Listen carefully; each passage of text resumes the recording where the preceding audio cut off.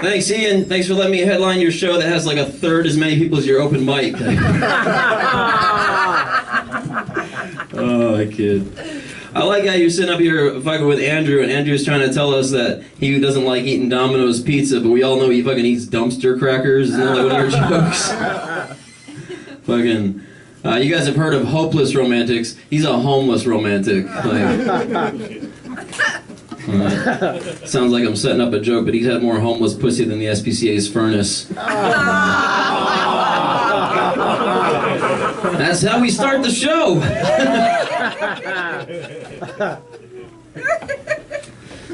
I want to thank Al for doing this every week. I want to thank him for putting on good music before we start. You had some Metallica rock in there earlier. Got a little bone to pick with him, though. Oh, let him have it. The lyrics to Enter Sandman? Yep. Doesn't that kind of sound like a pedophile's love note? I think you could be right. Hush, little baby, don't say gripping your pillow tight. Like, ooh. When he starts, like, mumbling the prayer along with him, like, now I lay me down. That's fucking creepy as shit. Like, I feel real awkward about riding around in my uncle's car jamming out to that song when I was younger.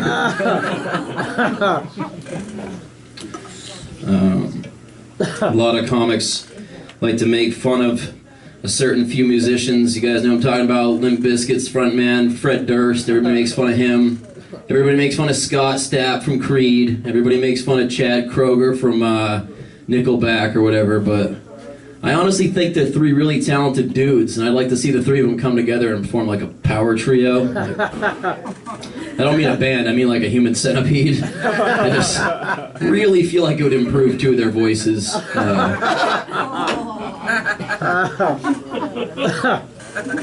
You know what else is a shitty band? Smash Mouth.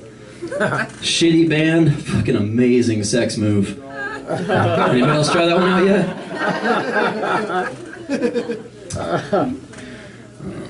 I like music. I take a lot of my life advice from like 90s hip-hop and R&B. I still don't chase waterfalls. I don't know about you guys, but that was damn good advice. Fucked a lot of cops in my life. Thanks, NWA. I'm from Maine. I didn't understand the lingo. I don't know. Like, I have a handcuff fetish now. I like a lot of rap. I used to want to be a rapper, but all white rappers just end up getting compared to Eminem. And I'm as much like Eminem as 11 feminine men in Yemen named Ken. Bam! Eminem can't even write that well.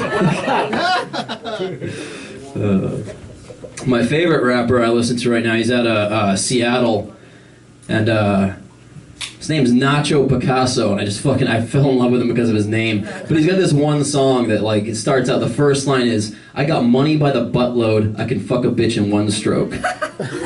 Dude, that's like premature ejaculation. We don't brag about that. Like, how rich do you have to get before it's cool to brag about that?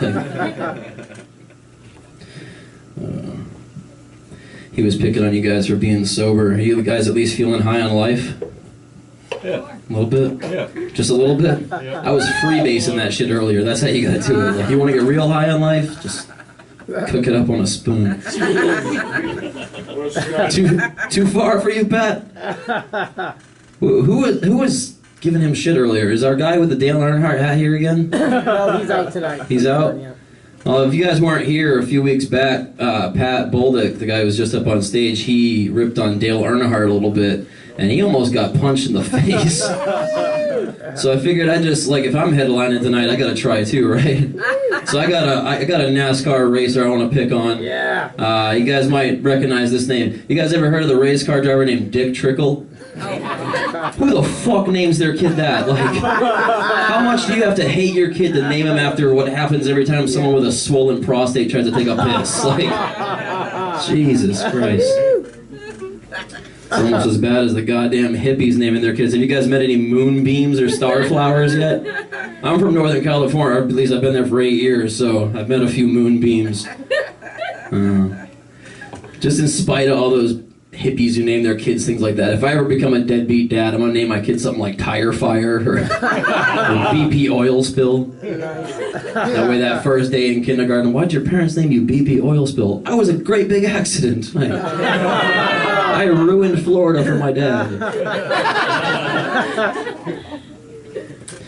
I kid. I already decided my first child's name, regardless of the gender. I already picked out the name. It's Ishpo. I feel like it's pretty original. I don't think I've ever heard it before. It almost sounds biblical. But more importantly, it's an acronym for I should have pulled out. That's not even the worst one I heard. I can't even make this shit up.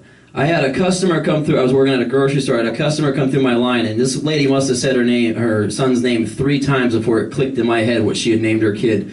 This woman named her son Canola.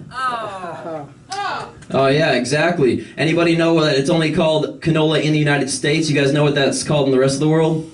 Anybody? What? It's called rapeseed. That is a fucked up way to tell your kid you don't know who his dad is. Jesus. It is. It sure is, she says. Oh my gosh.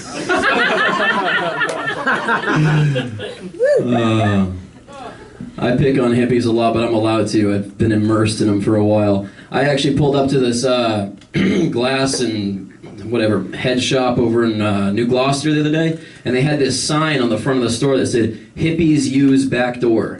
What the hell? And I think they've been fucking cheating, because I don't know how the hell they're reproducing so much. Like, if you're using the back door, there wouldn't be so much any fucking little hippie kids running around. I don't know, like, hippie talk drives me insane, too. Like, nothing makes me more flaccid than the word energy. Like, Jesus. There's ways to have fun with it, though. When you hear hippies talking and they start talking about their third eye, just pretend they're talking about their brown eye, and it becomes hilarious. I ate a bunch of mushrooms and my brown eye opened and the whole universe poured in. Like, oh, gross, dude. Like, I thought about wearing it tonight, but I didn't end up putting it on. I actually went out and bought myself a Monsanto hooded sweatshirt just to keep the hippies from talking. I call it like the hippie swastika. Like, they'll cross the street if they see you wearing a Monsanto shirt. Yes, they will, she says. I just hate being called a tree hugger. It's not intimate enough. Like, I motorboat Mother Nature. I'm a planet Earth fist fucker. Oh, Jesus. I'll tell you what I don't believe in, though. I don't believe in recycling.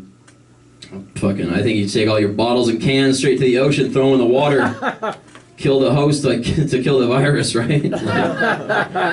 No, but like the glaciers really are melting and the continents are going to get submerged. Global warming is real, so that giant floating plastic swirl of garbage out in the Pacific Ocean is going to be our last hope. We need to add to it now so everybody will fit, not just the chosen few. Was that a Jew joke? I don't know. Like, just rolling with it here. Bad. Bad, she says. That's okay. I get told that quite often.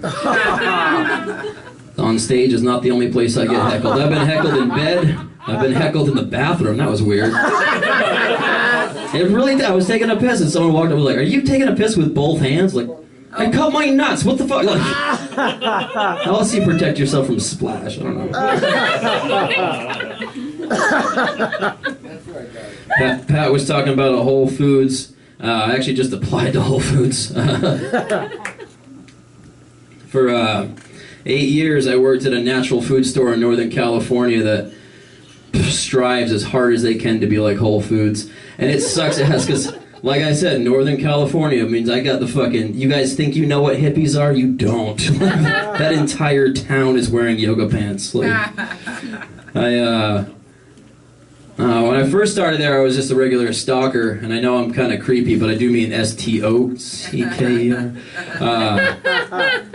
But I got promoted to running the wellness section, so I was the guy in charge of all the vitamins and body care stuff, and I've seen some fucked up shit in that job.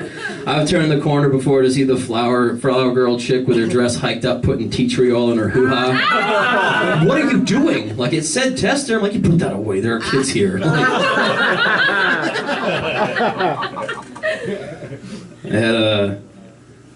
I had a little cute customer come up to me a little while back and go, "Do you know anything about these products?" "I think so." She goes, "All right, well, I gotta tell you something a little personal. It's about my boyfriend." I was like, "All right." She goes, Well, he can't sleep at night, and then he kind of like sleeps all day, and then like it just becomes like this cycle, and it's really no big deal except I was like, oh shit. Like, she goes, do you have anything to recommend to make it more I was like, there's a few things you could try, but I think you should try this herb called maca. It gives you a bunch of energy, works really well. Its nickname is Peruvian Viagra. And she goes, okay, well, if he Googles it, is he going to know I'm disappointed he can't get boners? The cutest thing a customer said to me in a while. And like, some of you guys are laughing like, oh, that doesn't happen to me. But it will one day. I don't know if it'll be too much coke, too much whiskey, or too many years of paying your taxes in a row, but it happens. Like, I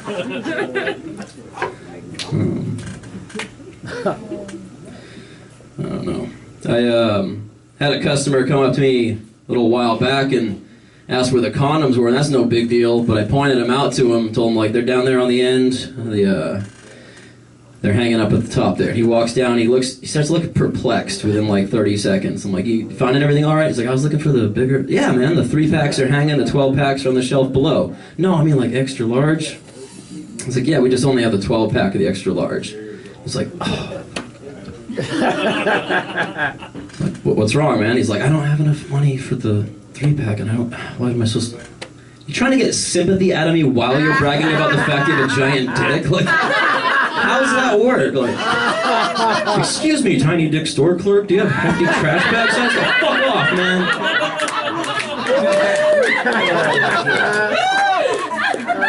The way I see it too, guys with big dicks, like, you should be buying in bulk. Go to Costco, you son of a bitch.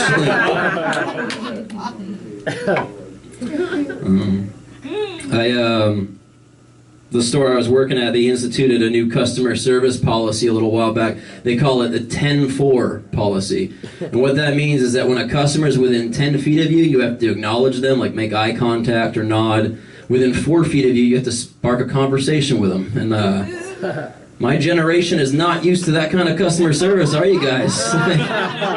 I swear to God, every guy I go to talk to, like, they react as though I'm just like, hey man, you got any change? Just like...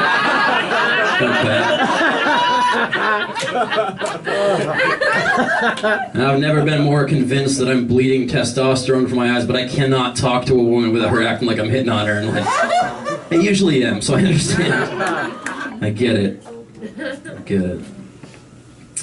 I had to pick on my work for a few things. One of them was that they had a first aid box, like in the employee hangout room, whatever, and it had a note on it that said, it's, you know, all the Band-Aids, Tylenol, stuff like that. It says, you are not allowed to use anything from inside this box if it's not directly work-related. And there's a little asterisk. And if you go down there in fine print, it says, hangovers are not work-related. Bullshit. Like, you're trying to convince me my heavy night of drinking had nothing to do with my shitty day at work? Like, come on. But being a comic with a day job, you fuck around a lot, and I love fucking with my coworkers. And my friend Manny, he left his iPhone in the break room one day and it wasn't locked, so he's a thugged out little Hispanic kid, big old tattoo on his neck, just like, what's up, man? Like one of those guys. And I picked up his phone, I opened Facebook, and I posted, OMG, the cutest boy just gave me his phone number at the counter. What should I do? And I closed the phone, put it back, and walked away. And I forgot about it for days. When I finally went up to him, I was like, hey, did you ever give that boy a call? He goes, you son of a bitch. That shit had like 16 likes and 4 comments from his boys down in the Bay Area, like, we always knew you was gay, man. I don't know if it's related or not, but I am, like, pretty soon after that I had to take the sexual harassment training at work. I really don't know if it's related. But there were a couple of things, like, the sexual harassment training is actually put out by the federal government, and there were a few things that, like, really caught my attention in the training, and one of them was saying, like, in the workplace, be careful about telling too many gay jokes. Said too many gay jokes may offend, like, I don't know where you guys work, but like one gay joke can really offend people. Like, one of the other things it talked about was that, like, it was talking about all the things that are protected, like you can't discriminate or not hire people based off their race or their religion, and it said you can't discriminate people based off of ageism. And then in parentheses it said only applies over age 40. I was like, that is ageism, you sons of bitches. Man. But since I was a supervisor too, it had like a little bit further training. And one of the things it was talking about is when one of your employees that are below you, when they've been sexually harassed, how hard it is for them to come forward and talk to you about it. And they said it's really important to probe gently for more answers. I was like, Jesus, I felt like I was just harassed by the harassment training. I know the real reason why we all had to take the training again. One of my former coworkers was fired for sexual harassment, and this time it was a lady. Get this one, guys. This was her pickup line. She cornered a married coworker in the produce section and goes, "I'm fertile for you." Ladies, if you ever need a guy to walk away, just you're hanging out at the bars, I'm like, "Yo, ma, what you doing tonight?" "I'm ovulating. What are you doing?" Watch.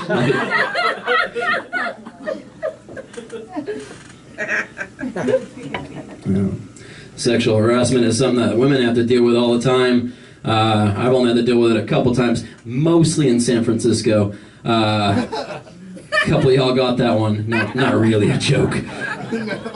But my friend Odessa, she worked at a bar in downtown Eureka, California, and she's like 5'2", cute little redhead, maybe like 110 pounds. And she closed the bar all the time, which means she's got to walk to her car by herself at like 2 a.m. And she always parked in the alleyway behind the building, and never really had any problems until this one night where she had a little problem. She came in to tell me about it at the grocery store the next morning, and she says she's walking to her car down the alleyway, and she hears footsteps coming up behind her, and she didn't think anything of it at first, but as they started to get closer, she took out her keys and like weaved them between her fingers like a ghetto-ass Wolverine or something, you know? She says right when she gets to her car, he's right behind her. So she turns around, she's like, "What the fuck are you doing, asshole?" And this guy has been following her down the alleyway, no pants on, full power jacket off. She's telling me the story, I'm like, "That's amazing, what did you do?" And she's like, "I yelled out gross and he ran away." What the fuck do you mean gross? Masturbation is the sincerest form of flattery. That's where you're supposed to be like, "I was having a good ass day, thank you." And she didn't think it's funny. She goes, "Don't fucking make jokes, I'm freaked out, like I don't even dare to go back to work now." And I apologize. I'm like, "Well, who was it? You know, somebody you'd recognize, like a patron from the bar who followed you?" And she says, "You know, I didn't get a good look at his face." And I couldn't help myself. I'm like, "If you ever see that cock again, though, am I right?" Like, she rips my hat off my head, starts beating me with it, making a scene. Everybody at like the juice bar in the store is turning around looking. She says, "I said don't make jokes, you asshole. I'm freaked out, blah, blah." And like, I apologize. I calm her down. I'm like, "I'm sorry. You know I'm a comic. I'm always looking to make jokes. I apologize. I didn't mean to offend you. And, really fucking sorry I scared you last night." So just... internet was down. I just...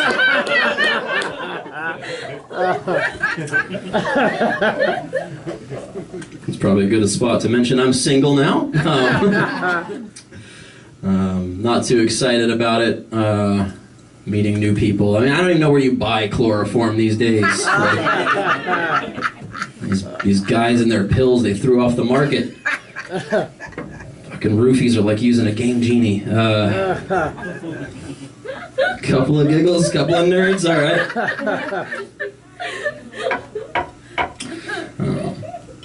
Even worse than trying to meet somebody is the beginning stages of the relationship. Awkward beginning stages, you guys know what I'm talking about, where she's all like, "Where are we? I have a family, let me go." It's just... really just take some of the passion out of the night, you know?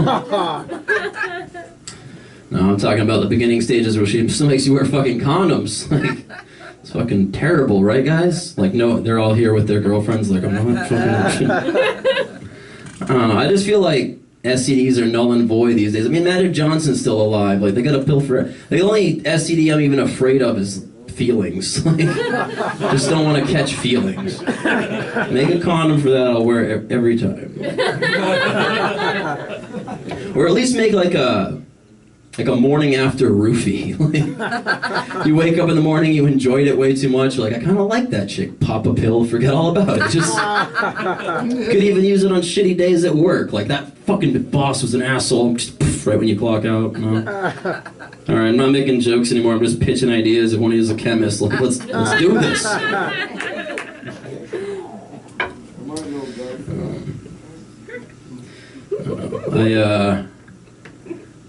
I'm one of those guys that really enjoys going down on ladies. Anybody else in here? A couple of y'all? I like it so much I went out and bought a fleshlight. I haven't even stuck my dick in it. I've just been using it to keep my jaw muscle strong. So, yeah, my sister's in the crowd. She didn't like that one. Don't worry, Harmony. It gets worse. For every guy who said, like, I heard a few of y'all in the back, I think you'll be able to really apply this, being from Westbrook area. If you don't like going down on girls, I'm just going to go ahead and assume it's because you're not that good at it. So let me give you a little tip. To be successful at pleasing a woman orally, it's a lot like dealing crack. You're going to have to know your way around the hood. The girls giggle, the guys don't go home and Google. You're welcome. I like it so much that if anybody ever says, hey, at least Joe died doing what he loved, it's gonna mean I drowned going down on a squirter. Like, hey, I'm a fucking stoner. Like, you ever try to go down on somebody with a cotton mouth? It's not good for either person. Neither one of us enjoys it. So give me that old faithful geyser. Jesus. I hooked up with a squirter a little while back. It's actually my first one, and a little proud of it. But honestly, I feel like because she didn't warn me, she owes me a new mattress. It wasn't a memory foam mattress, but there's a huge memory on it now. And, like, I can't seem to get rid of it. You didn't need to clap for that. I've had to clap enough times. My whole life's a round of applause. I can't pick on girls for being squirters. I'm like a one-man bukkake party up here. Huh? One of y'all? For everybody who doesn't know what that word means, I'd like to invite you to a really cool party we're having down the street after the show. Everybody's coming. It's my brother's house. He's going, oh no! Like, please don't invite people to come at my house. Not come to my house, come at my house. Pretty much only people who laughed at those jokes are the real perverts who watch too much porn with me, huh? Yeah? Read a little factoid the other day. If you were to take all the pornography that there is on this planet, all the DVDs, VHS tapes, digital, everything, and add it all up, we have about 17.3 years worth of pornography to watch. And yeah, that's true. Did you say that's it? No, we're talking about like no breaks. Like if you have to sleep 8 hours a night, that's like 30 years worth of porn right there. What are you gonna do when they get to Mars? Yeah, well, you stick with me. You got this. You've got the right idea. Because I got really stoned after hearing that and like started thinking about it, and I was like, you know what that means is that if something happens to mankind, like a virus wipes us out or fucking volcanoes all explode, like our porn's gonna survive. Like, and if some other like advanced civilization rises up or some aliens come to visit the planet, then they're gonna watch it eventually, right? And I think like immediately they're gonna think they know why we're extinct. Lee Blork, did he just try to fertilize her face? Like, that is not how you reproduce. Like, they see us switching positions and switching holes and pulling out, coming on the tits. Like, they didn't know how to do this at all. Like, how did they ever get around to building cities? I don't get it. Like,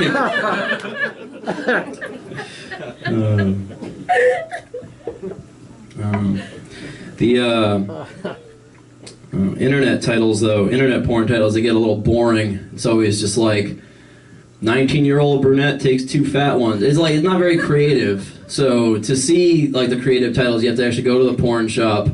And I did in Lewiston. I think it's called like the Treasure, I don't remember what it's called. Treasure Chest?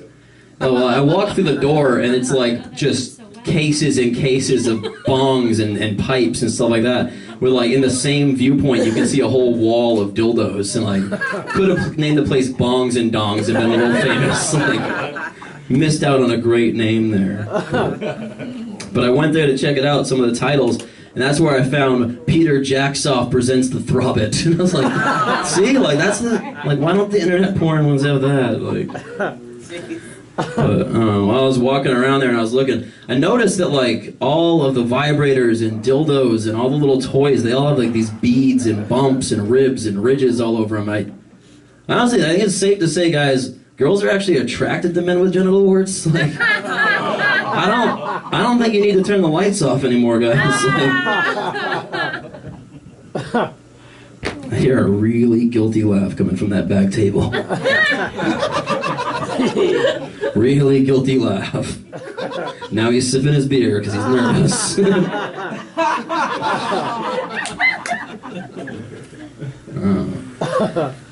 I read a Vice article a little while back that said watching too much porn actually has side effects on men, and now they don't know how to like talk to women or treat them in the bedroom. And I just want to be the first person to say it's 100% true. Like, I watch so much porn that now when I see like some really hot chick, like I don't even want to fuck her anymore. I just want to go find a video of someone else fucking her. Like, side effect I did not know. Anyone other than my brother and I have been watching porn long enough to have to steal their stepdad's VHS tapes? Remember that shit? And you had to like rewind it back to where you found it so they didn't know? And to write down the minute and second that it was on there. Oh yeah, exactly. That means that you've been doing it long enough to have dial-up porn memories. Remember that shit? Remember that? And like you fucking blow your load before the picture loads? And then it does, and she has a dick. You're like, a tranny again? No. Like, what's this mean? Why do I always pick them? You know what the best part about hooking up with a tranny is, though, right? Oh, somebody's excited for the punchline. Whoa. Best part about hooking up with a tranny is like the clit's super easy to find. It's no, that one went over you guys' heads. It's 'cause it's a dick. Jokes aren't funny when you have to explain. You got probably not the best crowd to ask out here in Westbrook, but do you guys ever get into Wikipedia wormholes? Do you guys know what that is? No? Wikipedia, so when you're on an article and you're reading about something you don't understand and you see another word, you don't know what it is, you can click on that and then read that article too, and eventually like 43 topics away from where you started. That's called a Wikipedia wormhole. Anybody else ever done that on like one of the porn sites like Xvideos? Like, with the suggested videos at the bottom? Just keep clicking until you're like really far away from the genre you started at? No? That's how I found out that people are into fucking furniture. I stumbled on this video of a guy like butt naked, full power fucking his couch. And it's just like, I've heard of more cushion for the pushing, but I've had rug burn before too. Like, doesn't seem worth it. You guys seem a little judgmental on that. Like, don't knock it till you try it. Like, seriously, go home tonight and fuck your shelves. All right, well, I got the fake cop to laugh at that one. So, you really aren't a cop? No? You worked for Blackwater for a couple years, though? Woo! Nice! He looks down. Shit, this guy's good.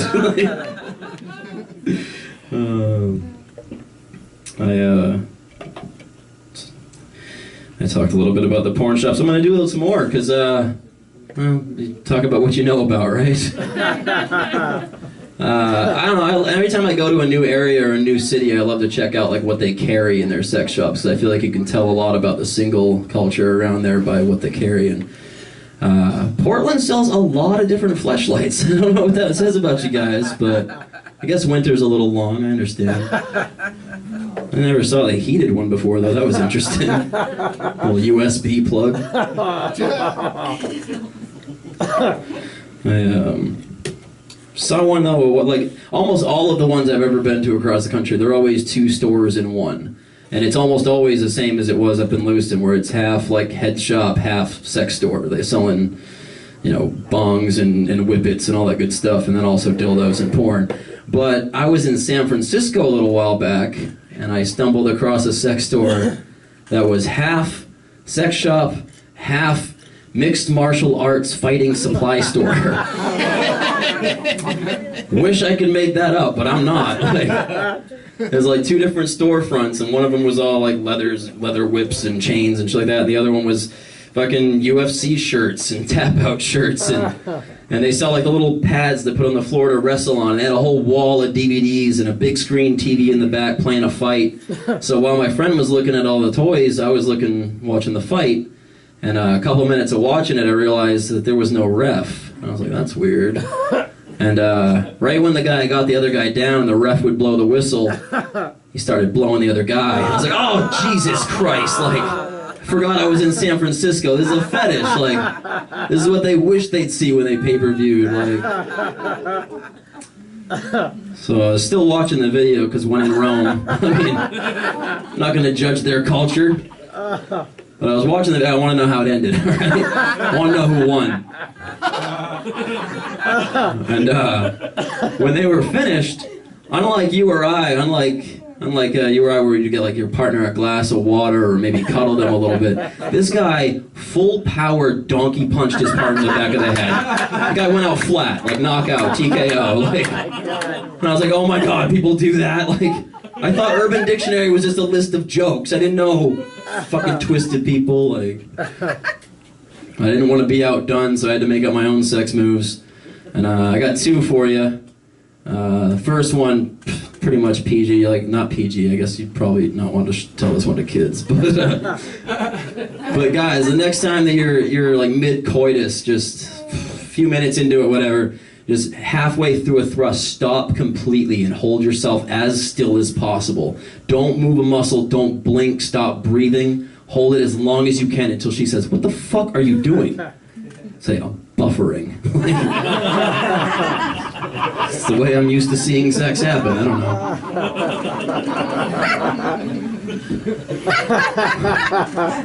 The other one, a little more risky. You are going to want to have that glass of water nearby.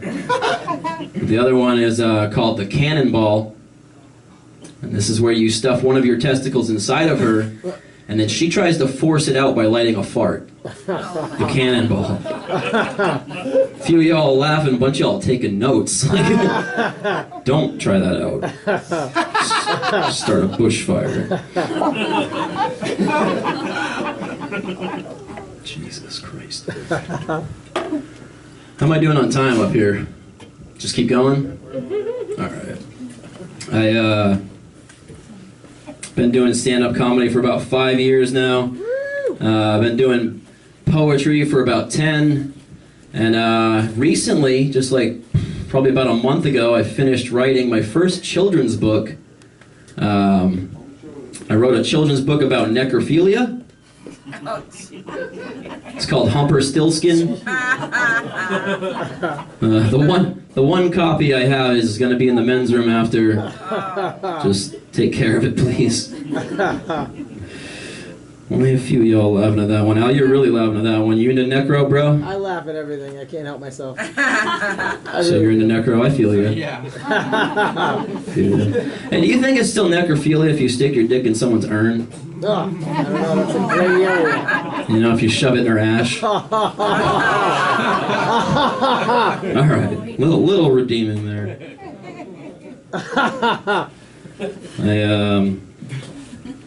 I mentioned earlier that I just moved back here from Humboldt County, California, so I just moved back here from where weed comes from.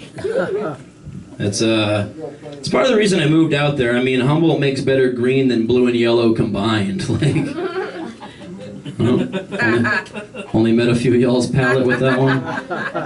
No art jokes either? Okay. I love weed though, I smoke a lot of it. I nicknamed my bong Monsanto because of how much weed it kills. Alright. I got her back. Few jokes ago, she walked all the way to the, like, fuck this guy. I'm going to sit down and drink again. Thank you, dear. Since you like that one, have I ever told you my story about the first time I ever smoked weed? Have you heard that one? And I'm gonna tell it, fuck everybody else who's heard it. This one's for you. She's my biggest fan tonight, so I'm performing for her.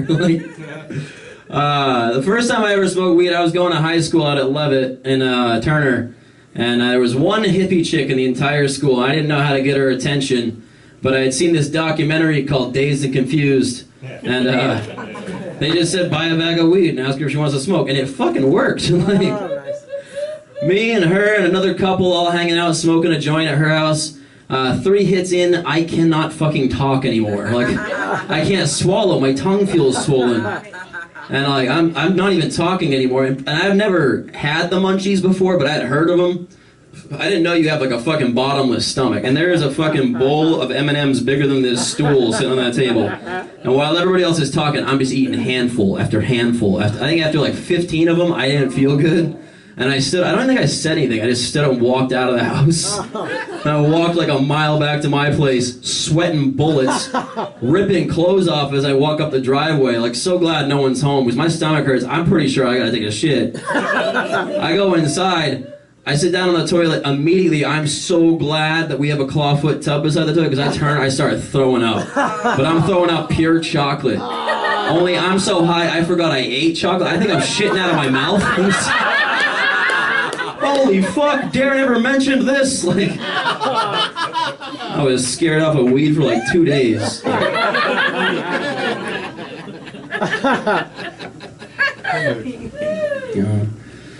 Been smoking weed for a long time. My sister, not this one over here, not my cool sister, Shanti, bitch. Oh.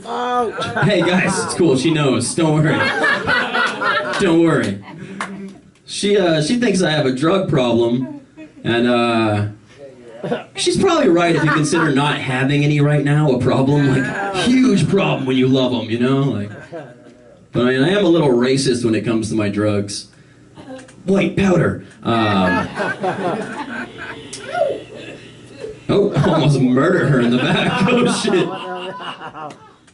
I love her. Can we VIP her at every show I do for the rest of my life, please? Done deal. All right, she's done. I like cocaine. I want to start a cocaine delivery service. We'll call it Hologram. Oh, nice. The alternative version is like all the cocaine is just delivered by really old ladies and they hide it in their bra, and it's called Ma'am, a gram. These are terrible. I was actually walking to the grocery store a little while back to buy a pack of smokes, and on my walk there, I saw a little cellophane baggie on the ground. And I would have walked by it like normal, but I could see there was something in it. So I crouched down to pick it up. And as I go to stand up, about as far away as Andrew is here, this little old lady goes, "Well, what'd you find?" I'm pretty sure that's cocaine. What are you doing? She turned around and walked the other direction. Like, I snap a photo of it and post it on Instagram. I'm like, get it? Instagram? Like, all my comedian friends are like, team meeting at Joe's house. I'm like, fuck you guys. I'm at the grocery store right now buying fucking baking soda. I'm making crack. Like, oh, it's fucking recession. We gotta get a better bang for our buck, right? You laughed a little too hard at that. It's not just dumpster crackers, it's dumpster crack. Is that what you're telling me? I don't know. I've tried crack before. It was an accident the first time. Is he real for you guys? It's not my fault. I was out at fucking Hempstock on Harry Brown's farm. We were passing around joints and bowls. Yeah, Harry Brown. Oh, this is Trainwreck. This is Kush. This is Purple Haze. And like someone else hands me a pipe. I took a huge fucking hit. It burned so bad, and I swear to God I was high before I exhaled it. What strain is that? Like, oh, that was crack, dude. Like, you son of a bitch. Like, pass it back. That was incredible.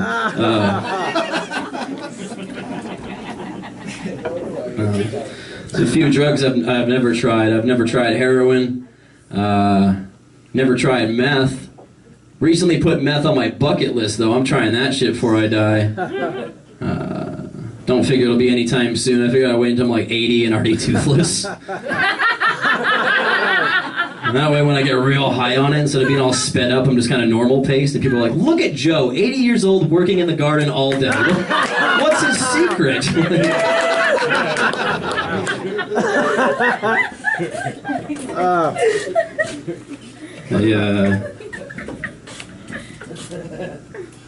I have dealt with a bunch of hecklers before in my life, but my favorite, I think a couple of y'all saw the video of her heckling me a little while back, but I was at the Eureka Inn in Eureka, California, performing, and this little old, I want to say like at least 75, if not 80-year-old lady comes up to the front of the stage, both hands in the air like she's testifying, and she goes, "I would like to know if you can do your spiel without mentioning the F-U-C-K." I was like, oh shit, like, I'll give it a shot, lady. You're gonna hear a lot of fudges and fire trucks. And it took me so long to get her to sit down. I was like threatening like to pull my pants down if she won't sit down, and she's like, "I don't want to see any little weenies."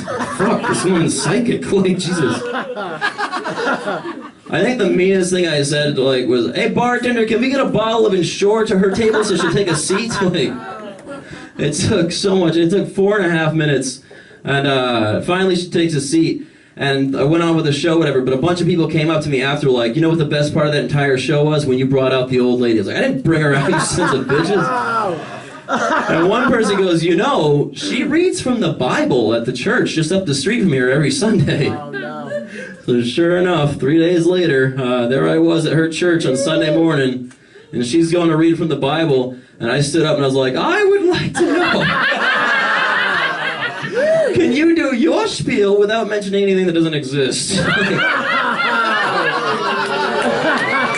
I got booed out the church. It's okay though. Getting booed just gives me a booner. One laugh, all right. I know who I'm talking to after the show. So was that the light, the nod? All right. I'll end on this one.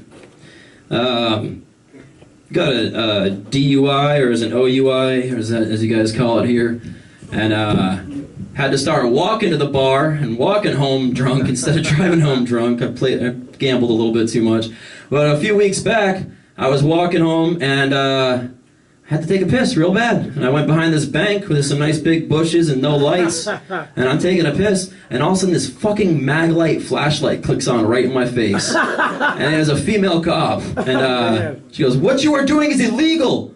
I could get you for indecent exposure." And I said the first thing that came to my mind, I was like, "Oh, come on, lady. It's not big, but it's decent." And she laughed, so I got off. I didn't get a ticket. I mean, but I honestly think that ought to be like a loophole in the laws. Like, if you can make the cops laugh when they show up, they can't charge you with shit. Like if you dress up as Urkel and you murder someone, and when the cops show up, you're like, "Did I do that?" And one of them laughs, like, no charge. Like, we have an overpopulation problem. It seems like a fitting loophole. All right, I'm gonna give it back to your host. Thanks for coming out, guys. Nice job, man.